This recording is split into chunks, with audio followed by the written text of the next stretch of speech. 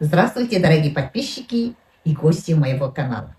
Тема сегодняшнего урока – как ответить на вопрос «как вышел?». Для этого мы используем глагол «шву».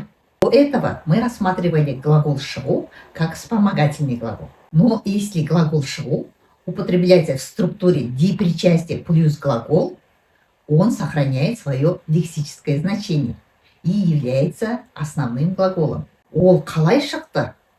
Он как вышел? Ол қуанып шықты. Он вышел, обрадовавшись. Күліп шықты. Вышел, смеясь. Жылап шықты. Вышел, плача. Ренжіп шықты. Вышел, расстроившись.